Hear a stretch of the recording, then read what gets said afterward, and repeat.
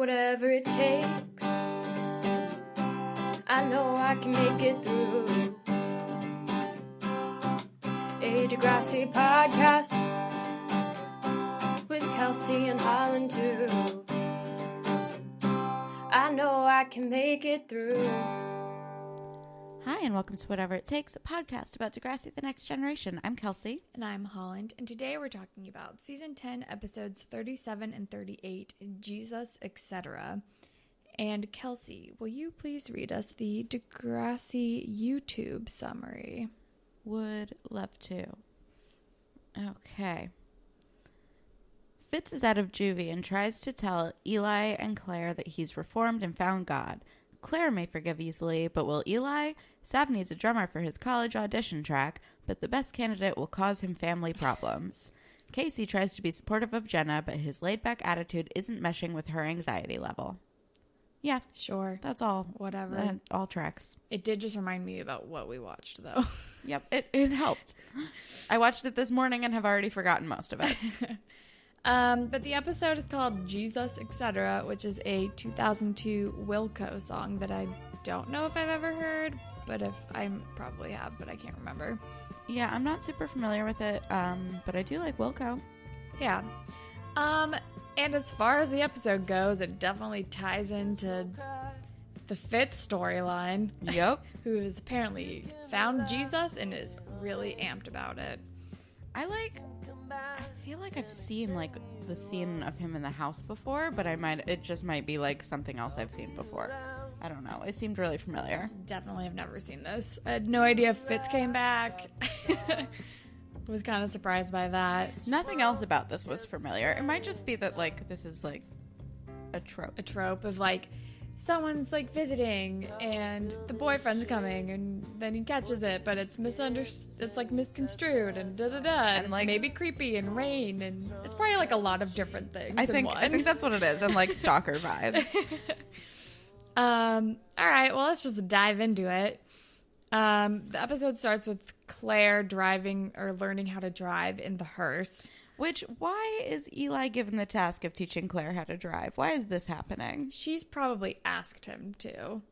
Like, it's probably like, oh, it'd be really cute if you taught me how to drive. And he's like, oh, I wanted you to drive. You're my muse. That sounds stressful. Yeah, I don't know. Like, my parents taught me how to drive, and I also had a driving instructor, and all of that was stressful. Although, my driving instructor, I don't know what the laws are like in California, but in New Jersey, like, you have to do a certain number of hours with a driving instructor. But my driving instructor was super cool, and she was a smoker also, so she let me smoke in the car while driving. She was like, well, if you're going to smoke while you're driving, you should learn. Like, oh my God. And I was like, I'm going to. Literally what Jeeps are for. I had like a different driving instructor every lesson that I had, like in the official capacity, and then my parents tried to like taught me and were very frustrated. Yep, mine I'm not too. the best driver. I'm not great either. I'm an impatient person, so I'm not great at driving because I don't take my time with it. I just haven't driven a car in like over a year. Yeah, I mean, when I drive now, I think I'm way more careful than I ever was when I actually drove, because it's like relearning every time. Yep. But when I did drive, I would just like speed and be like, whatever, we're just going. I just want to get to where I'm going. Anyway, but he's like, what would I do without my muse? And he's talking about Morty like, he's sensitive, whatever, blah, blah, blah. So there's also apparently a Gothic Tales contest. That Eli's submitting to, which is hilarious. Also, Goth Tales just makes me think of like Goth Veggie Tales. Gothic Tales. Oh my God. All right. And then good. They like get out of the car and they like run into Fitz, and it's like, what? He's back or something like that. Yeah. I don't know. And he's like, I just want to talk. And they're like, drives away. Fuck. Yeah. So fast. Yeah. Was not expecting that. I was expecting her to like run into something, but I was not expecting her to like run into Fitz. Yeah, no, I was fully expecting her to like hit the car in front of them like immediately or something. Yeah. Some sort of easy joke, but they did not do that. Instead, Fitz for appeared. the jump scare of Fitz. Apparently. But then after the theme song, we learn that Allie's on like library lockdown and Sav has to like take her to the library and I don't know. And she's still like, everything is everybody else's fault. Like, I have to go to the library because of this and this and this. And Yeah, it's like, Allie, take some responsibility. She continues to take no responsibility for anything she's ever done. Also, Sav is, for the most part, a good brother, but also very clearly sick of her shit. Yeah. Because she's, like, covering him in praise, and he's like, I'm going to be late for school, so... Well, no, she's like, first she's like, she's like going on a rant about Drew.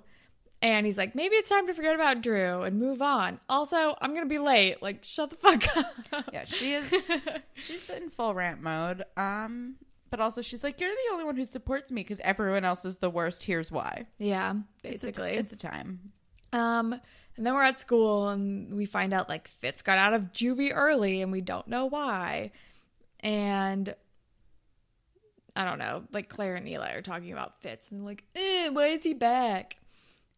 Yeah, I don't know. And then Sav is practicing some guitar riffs, which I don't hate. I don't either. I don't love the weird, like, electronic beat behind him. And neither does Holly J. Yeah, it's because he needs a drummer. Yeah. I mean, neither does Holly J. She's, as per usual, like, super honest. And is like, this is not great. Yeah. And then my next note is Sav needs a drummer. I bet it'll be Drew. I forgot that Drew drummed. And, oh, yeah, he's like, I need a drummer. And then she's like, well, maybe Nick Jonas just transferred to Degrassi. And I was like, oh, God. I forgot that Nick Jonas was the drummer of the Jonas Brothers. I forgot that they played instruments at all. Yeah. It's an easy thing to forget. I pretty much forgot everything about and the now Jonas he's going to, like, Brothers. try out. I was never really... that was, like, a little bit past my time. Yeah, no, that was, like... My sister wasn't into it, but it was like her age group because I had friends whose little sisters were really into the Jonas Brothers. But yeah, it was definitely like just past my time. Yeah, no, it was. Yeah, that was because they were on like the Disney Channel. Or yeah, they had like a TV show. And I think I was like 15 or 16. I was definitely like, I think in their height, I was like maybe a junior in high school. Yeah. Because I remember like going over to my friend's house and her little sister and her friend were like making t-shirts and getting ready to go to a Jonas Brothers concert. And I was like, okay, cool. Yeah, it's not for me. It's beyond my time. I just had a basic understanding of the Jonas Brothers, which was like they were on Camp Rock. I knew that song Burnin' Up. I knew Nick was the cutest one and nobody liked Kevin. Right? Or are you a Joe person? I literally don't know who any of these people are. This is all like just imaginary words to me. I could not name you a Jonas Brothers song. Burnin' Up. Sure. That's the only one I know. Is Camp Rock the one that had Demi Lovato in it? Cool. Yes. I don't know. I've never seen that movie. I don't know any of those songs. Anyway, Jonas Brother tangent over, mostly because we don't actually know anything about them. Truly. Hi, I hate Jenna and Casey still so much. This plot line is like the fucking most useless thing ever. Like, I do not care. Also, I love how Casey's like, I'm going to teach you how to like skateboard. He's like, let's grind some rails. And she's like, you know that I'm like 200 months pregnant, right? It's very Heather from Crazy Ex-Girlfriend if you're caught up on that. I am not caught up. But it's like, so he's like, bring her mac and cheese. And she's like, I can't eat that. And he's like, and he's also dumb and thinks there are 4 trimesters. And he wants them to go skateboarding on his and hers boards. And Jenna's just like, what the fuck are you doing? And it's like, oh, guess what? Casey still doesn't know what he's doing. And they're both like in over their heads. I don't care about this plot at all. Me neither. Also, she wants chicken, and then she lists all the things that she could eat instead of chicken because her body is like craving chicken for a reason. At least she's done some reading. Yeah, I guess. I don't know. I was barely paying attention to this. They're both annoying. But then Sav tries out some drummers. We just get like a real fun bad audition montage, and I was like, cool. This is just bring it on, bring but it on. With drummers. Yeah, there's like a guy who screams a lot. There's another guy. Oh my god! But the beatboxer guy was so creepy. Super creepy. He like just is holding the sticks and making beatboxy drum noises from his mouth and just staring Sav in the eyes. And then as he's leaving, he like tries to shake Sav's hand, and Sav's like, "Don't touch me." I wrote that down. He walks It's good. away.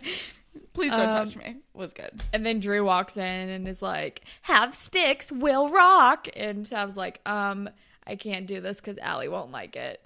And then he's like, well, let me try it anyway. And then he's good. And he's like, crap, he's good. And that's how that happens. Pretty much. We all saw it coming. Also, is it bad that I forgot? Like, I'm like, oh yeah, Drew should try it out. And then Sav's like, Allie won't like this. And I was like, oh yeah. This is probably a problem.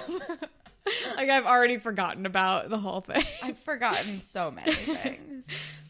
But then I don't really remember. I think Fitz goes up to Claire Outside of the school. and he's like, don't be scared. I found Jesus. And no, before that, he's like, don't be scared. I want to talk to you. And Claire's like, don't you remember what you did? And he's like, totally. The thing about Fitz is he's a terrible actor. Oh, he's a bad one. He's an extremely real bad. He's like hilariously bad. Also, when I was watching this, he like just like creepily slid up behind her and was like, don't be scared. Yeah. And I was like, are you fucking kidding me? Like, that would terrify me. And it has like, and then you're he's like, dumb. You're all I found dumb. Jesus. I found the Lord. Like, I'm better now. And then she's like, you should leave. Like, and then he's like, okay, and like skips away.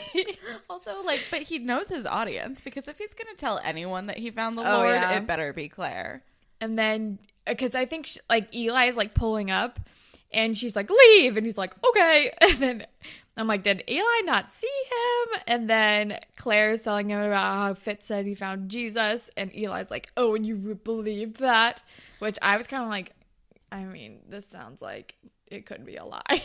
Seriously. No, Eli has a good point about that. But then he goes on to explain that it's his job as a boyfriend to protect her. I hate this. He's just projecting all of the dead girlfriend stuff onto her. So much dead girlfriend stuff. Also, like, it's not your job. You don't have have Like, a job. It's not a job. Being in a relationship is like, no, it's not a job. Claire can fucking take care of herself. She is. I was going to say, she's an adult. She's not an adult. No, she's a not. child. She's a literal child. But so are you. So is he. They're both children. They're both children. And he, like, also, I would not want Eli in charge of my safety. No, he's Let's a little be real. off the rails. He's got some stuff He's going still on. he's still a little delicate. And I feel like we've only hit the tip of the iceberg with things that are wrong with him. I don't think hoarding is Hoarding. Hoarding is the correct I think term. hoarding is maybe the tip of the iceberg. Like, I think like the worst has yet to come with Eli. I'm getting that vibe from this episode. I'm getting some Craig Manning vibes is what I'm getting. No. BB. And then I don't know. Should we talk about fashion? Because I've come across a few notes and we haven't said anything yet. I took literally 2 fashion notes. I like Sav's tan jacket in the beginning when he's like dropping off Allie. When Eli appears at Claire's house and discovers Fitz there, he has like a confusingly only partially buttoned shirt. I don't remember that. Fitz's dumb green vest is dumb. Claire wears yellow nail polish, which is never a good look. It just like yellow nail polish is never good. I don't even remember that. Yeah, no, it was when she was in the car with Eli and they were having a very intense discussion, and I just said out loud, "Ew, yellow nail polish." Allie is wearing like a light blue zip up, which is kind of cute. Holly J's hair is starting to look weird. I do not care for it. I was Like a watching guidance I was counselor. watching with my friend, and during the opening credits, they're just like, "So who is she? Is she a guidance counselor?" And I was like, "No, it's just her haircut." It's starting to look bad. It was cute at first, but I'm starting to not like it. No, it's growing out weird. And then Eli is wearing like a really dumb like Fonzie leather jacket at the end. Oh yeah, I definitely wrote that down. Like over his uniform. And I don't like Sav. Sav is wearing like a weird like splotchy like paint spattery spiral shirt. Yeah. That's really distracting and not great. And then my last note is Eli's leather jacket. Okay. But then Sav is telling Allie about how he wants Drew to like help him with an audition tape. It's like, he's just going to play drums for Sav so he can get into college. And Allie is like, how could you? This is